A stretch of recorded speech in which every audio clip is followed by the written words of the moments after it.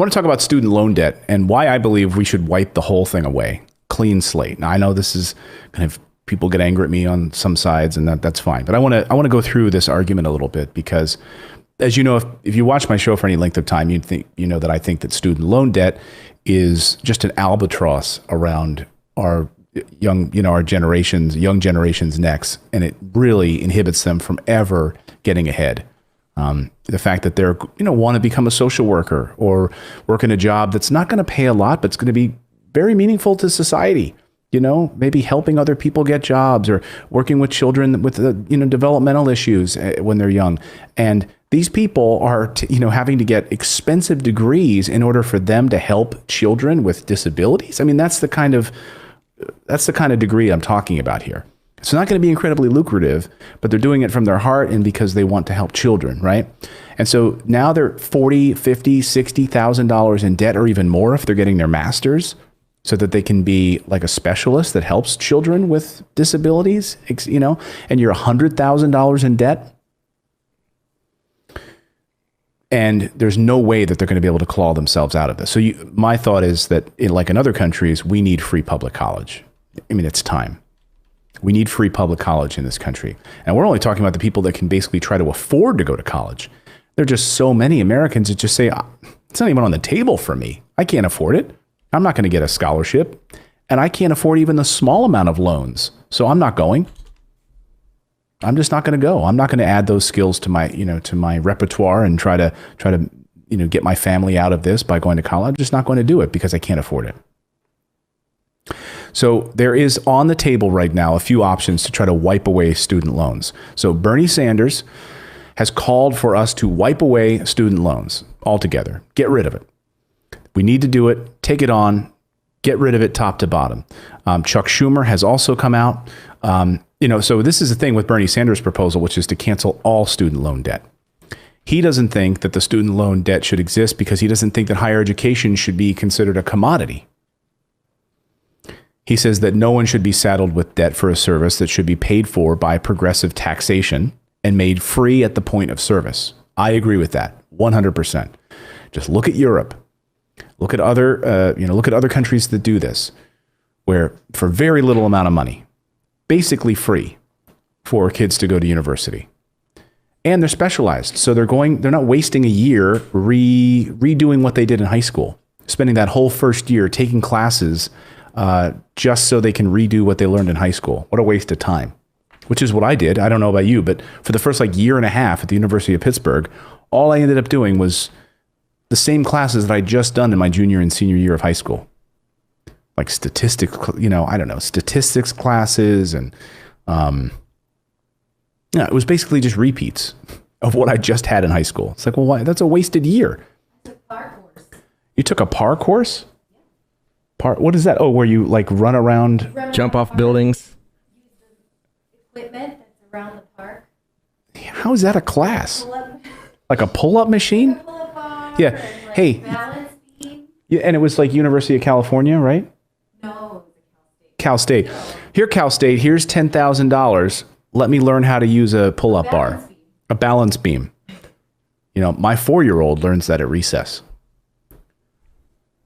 It's ridiculous. I took history of folk tales at the University of Pittsburgh just to fulfill a credit that I had to. History of folk tales. I bet that came in handy with the guitar, though. I guess, yeah. I play Hansel and Gretel songs to my kids at night. History of folk tales. My folk tales book was that thick, by the way. And bless that teacher's heart. That's what that teacher wanted to study, is folk tales. Okay. So I had to take that. I had no desire to learn anything about folk tales, but that's what you get. In a specialized college in Europe, kids are going there because they want to learn a certain thing. They're not going there oh, I don't know what I want, but it's just fun to be here at college. I'm going to try out all of these things. No, you take a year off and you figure out what you want to do, and then you go to study that thing. I know it's such a novel concept, but in the United States, we're saddled with this thing, and these universities are making hand over fist, and these kids are saddled with this debt for years to come, and it's crushing them. It's not to mention the fact that we're in a pandemic and now they can't get jobs to even try to pay it off. And those student loan bills are coming due right after Christmas. So now all of these kids are going to be saddled with these student loans, an entire generation basically set backwards because of student loan debt. So that's Bernie Sanders' philosophy. New York Senator Chuck Schumer. I was stunned by this a few weeks ago when he came out. And he's not really, he's no Bernie Democrat. If anything, he's more like Joe Biden than you'd think, right? He came out and said we need to wipe away $50,000 in student loan debt. And immediately everyone jumped on board of that. Even the Biden camp got behind it in part. So on day one, without Mitch McConnell, we could wipe away $50,000 in student loan debt with a stroke of a pen. Well, leave it to big business and big money starting to slowly seep its way even more obviously into the Biden transition team. The Biden team basically walked that back from $50,000 and said, we like that $10,000 number that was floated a few months ago in the HEROES Act. 10,000 sounds like a good number. So you go from Bernie Sanders, progressive, wipe away all student loan debt, to Chuck Schumer, not progressive, $50,000 in student loan debt. Now down to Biden, $10,000 in student loan debt. And everyone wants to call him a socialist and a progressive? Again, paid for with progressive taxes. That's how you get there. We're not throwing around the word progressive for no reason. That's Bernie Sanders' platform, right? To pay for this with progressive taxation. And by the way, ending foreign wars.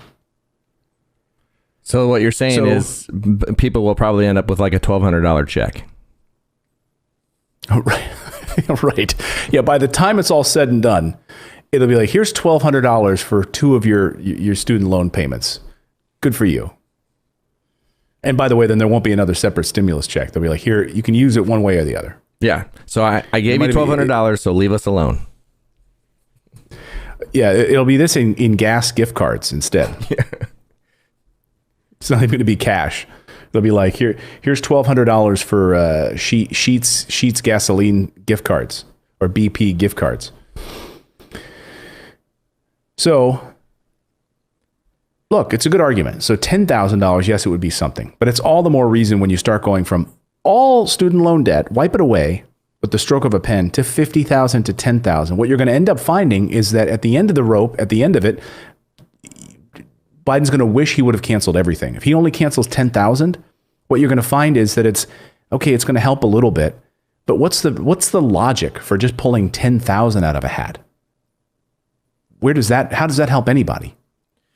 Well, and think about what that's going to do if they do decide to do 10,000 and then people get upset and they protest that. And then they're like, how hard would it be at that point to go back and do 50 because you've already done 10. So it's like it convolutes it then to make it more in the future. So it's like out of the gate, it has to be a big number. Go big or go home. And by the way, he can do it without Mitch. He can do it without McConnell. He can do it without, it doesn't matter these Georgia runoff seats. So you're right that it'd be totally convoluted to do the smallest. Go big or go home. Don't start with 10. Do it all. So now there's a couple of arguments, of course, that emerge in this whole debate. I'm sure you can imagine. It's the idea of the freeloader argument, right? And there's two sort of unfairness arguments that have emerged. This idea that this debt would be regressive, that canceling the debt would be regressive, and that this would also create what I've seen written as a moral hazard. So let's try to understand these a little bit. The regressiveness objection is that this population of borrowers that took out these student loans is richer on average than the larger population of non-borrowers. So it's a regressive, it's basically a regressive tax. So we're really helping the wealthier kids pay this off. And then there's the moral hazard argument, which is saying that you would have to, that basically a student loan would now give students in the future this fear of maybe taking out student loans to finance their education, or they might take them out just on the whim and hoping. So it would actually like make them take out more because, I guess the government's going to step in. It's almost like the big banks on Wall Street. We can continue to go back into doing all these crappy mortgage-backed securities. You know why? Because the Fed's going to step in and take care of us. So who cares? right? We can just do it. We don't, because we have this like safety net. So maybe all these kids in the future will take out even more loans because you know what? We just know that the federal government will step in and wipe them away. So I'm just going to do it anyway. So it sets us up for a potential failure and not just like a pandemic situation. So those are two of the big underlying pieces of this. But these arguments about this sort of fairness and restitution doesn't make any sense because, let's think of this as like a killer is running rampant in your neighborhood, right? And there are people, and you can't stop this killer. And this killer being, let's be honest, student loan debt in these universities that are like, destroying a generation of young people. So this killer is running rampant in the neighborhood. And this killer has like hurt some people, right? It's like stabbed a few people and still managed to get away and killed some people in its wake. And finally, we all get clearer heads and we're able to get all of our intentions together and stop this killer. We're like, we're done. We're done with this killer. And then you feel badly. Should you feel badly about the people that got like a few nicks on their hand and like stabbed? Like, couldn't we have done more to help those people? It's possible. Can we look back and say, well, what are we going to do about the people who died in this fight? Like in this war against this killer, Okay. So is that what we're really arguing here? Is that like me, I paid off my student loans. So what? We shouldn't stop this killer because Clayton paid off his student loans years ago? I think it just doesn't hold water to me. Money can't make up for that.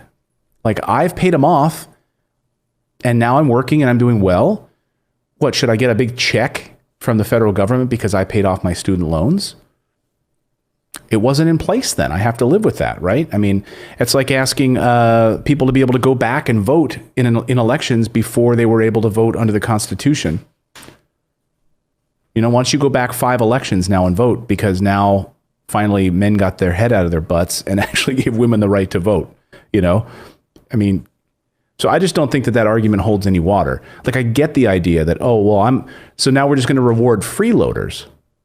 And they're not freeloaders. They worked hard and went to university and hit a pandemic and are trying to get ahead in this world by getting a job, but there's no jobs. So they're stuck at home living with their parents. And they're saddled with enormous student loan debt that they're never going to be able to get out from under. It's a draconian system that I just think needs to be eliminated. I just don't think that either of these options, either of these reasons is a good enough reason for us not to cancel this debt right now. And by the way, I'm also on board with canceling that credit card debt that people have accrued under this pandemic. These people who are under enormous debt right now, who've just been using credit cards to pay for the food on their table because the federal government has crapped the bed and can't do anything about it. So these people have run their credit scores down into the 500s. They can't afford to pay. They don't have a job. And so they're living off their credit cards right now. I mean, how many of you watching right now are living off your credit cards? I've seen many of you tell me in the chat that your credit score went from 700 to 500.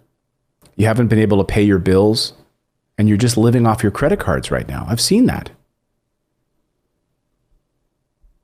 And I think this would open up, it's an opportunity for us to say, look, free public college, it opens up an entire world of education to people who heretofore have never been able to go to college. And wiping the slate clean would really help kickstart and restart all of these people's lives. I've seen so many comments from you who've written to me say, this would be a game changer. Like my life would be changed dramatically if I wasn't saddled with this $50,000 in student loan debt. What do you think about it? Let me know your thoughts. I would say that, I think President-elect Biden needs to go bigger than this $10,000 idea. And I think quite honestly, I think even better than Chuck Schumer's $50,000, I want to be in that Bernie Sanders eliminate student loan debt altogether camp and start to put in place a free public college for all. Let me know your thoughts on this. I would love to hear your comments below. Don't forget to smash that like button and subscribe to the channel while you're down there leaving your comments because I read all of your comments.